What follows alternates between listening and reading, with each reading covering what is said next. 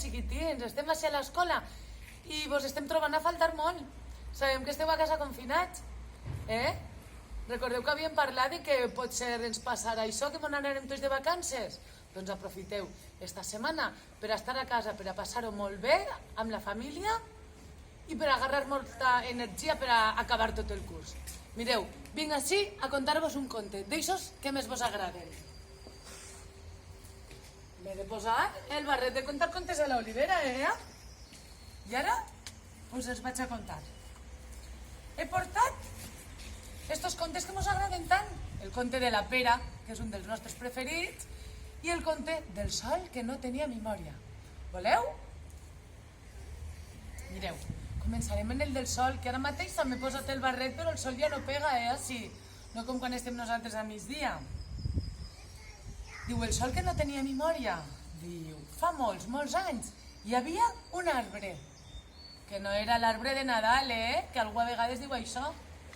Diu, un arbre i un ocell, que eren amics i vivien junts. Una vegada, el sol es va descuidar i va estar molt de temps sense passar per aquell passatge. I el pobre arbre, què li passava? Que tenia fred, perquè no estava ple de fulles, ple de plomes, com el seu amic. L'arbre li va dir a l'ocellet, li va dir, ocell amic, vés a buscar el sol, que no tinc abric. Però l'ocell li va contestar, dic, jo no puc anar, és que el sol vola molt alt i després no sé tornar. I l'ocell li va demanar a un núvol que passava per allí.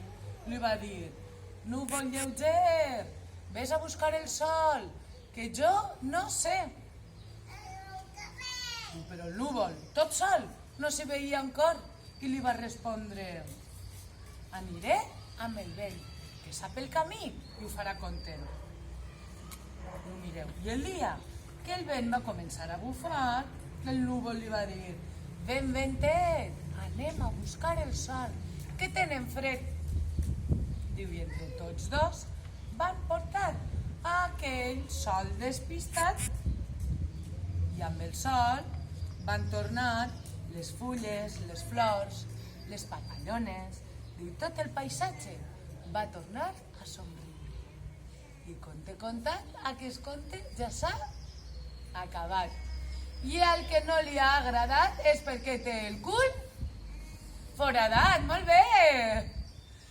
Voleu que ara vos conte el conte de la pera? Que no se diu el conte de la pera, Com se diu? Molt bé. El conte del Joaquim i la Marta. Encara que a la classe d'extractors li diem el conte de la pera.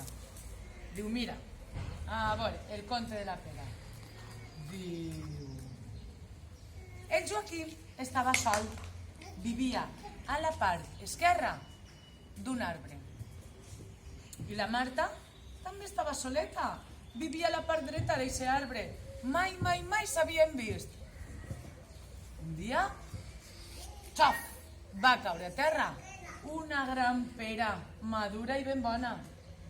El Joaquim va dir, esta pera me la menjaré jo. I la Marta, que la va veure per este costat, va dir, esta pera me la menjaré jo. I així va ser. Van començar a menjar cada un per el seu costat. Fins que es van trobar. I el Joaquim va dir, on vas? Eixa pera és meua. I la Marta va dir, no, eixa pera és meua. Així que van començar una baralla. Tant van barallar que es van quedar nugats.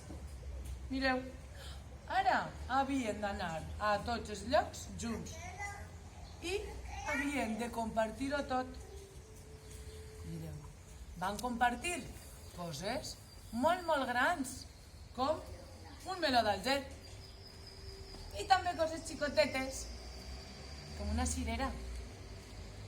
I van aprendre que compartir era molt divertit. Fins que un dia, mireu qui ve per ahí, va arribar un pardal negre i quan van anar a amagar-se, cada un a un forat davall de terra, amb el bec, els va agarrar els va estirar i, mireu, els va separar. Ara el Joaquín estava per un costat i la Malta per l'altre. Ja no havien d'estar junts, ja no havien de compartir. Però ara volien estar junts i volien compartir tot. Així que van continuar compartint. Van compartir coses com esta pera o com este pastís que a molta gent de la nostra classe sempre diuen que els agrada i se'l volen menjar. Diu, i van viure feliços per sempre. I conte contat, aquest conte també s'ha acabat. Escolteu, espero que us hagi agradat molt. Un altre dia us contaré un altre conte, val? Passeu-lo molt bé.